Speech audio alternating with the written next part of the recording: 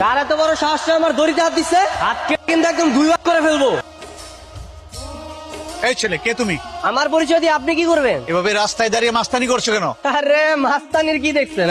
এখান থেকে তাড়াতাড়ি চলে যান, কোনো বিয়ে শাদী হবে না। বিয়ে হবে না? মগের মুলুক। ভগের মুল্লুক না, তামার মুল্লুক। ওই ডাইনির সাথে আমি কারো বিয়ে হতে দিব না। বললেই হলো নাকি? আমি এখানে বিয়ে করতে আসছি, বিয়ে করে বউ নিয়ে তারপরে যাবো। লামহা আমার এক্স গার্লফ্রেন্ড, আর আমি বেঁচে থাকতে ওর সাথে আমি কারো বিয়ে হতে দিব না। এটা কি বলছেন? এই জন্য আপনি বিয়ে ভেঙে দিবেন? আমার লামার মা, তাড়াতাড়ি আসো। ডাকছো কেন? বরযাত্রী চলে আসছে নাকি? বাড়ির সামনে ওই বজ্জাত ছেলেটা ওদিকে আসতে দিয়েছে নাকি? তার মানে ওই ছেলেটা আমার মেয়েটার বিয়ে আবারও ভেঙে দিল?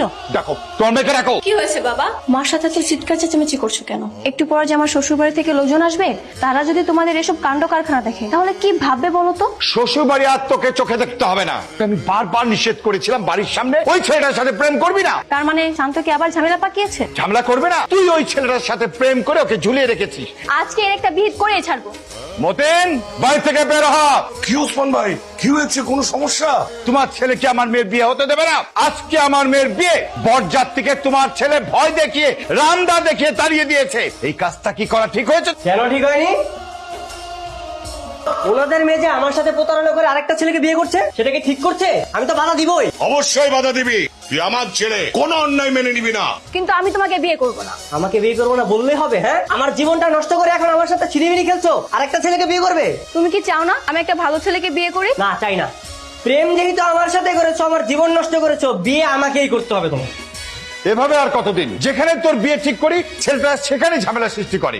মানলাম একটা ভুল করেছি, তাই বলে কি ওকে বিয়ে করে সারা জীবন এই যন্ত্রণা ভোগ করবো নাকি? অবশ্যই ভোগ করতে হবে। একজনের জীবন নষ্ট করে আরেকজনকে বিয়ে, এমন নিয়ম আমি মানি না। ঠিকই তো, তুই আমার ছেলে। বাবা, তোমার বন্ধুর একটা ছেলে আছে না, যে আমাকে বিয়ে করতে চায়? আমি তাকেই বিয়ে করব।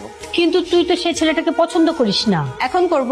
আমাকে বিয়ে করে শান্তকে দেখিয়ে দিতে হবে, আর ওই ছেলেটার সাথে আমাকে বাইরে দেখা করার ব্যবস্থা করে দিবে। সেটাই ভালো হবে। শান্ত জানতে পারলে তো সেখানে ঝামেলা করবে, তার চেয়ে বরং চুপি চুপি করাই ভালো।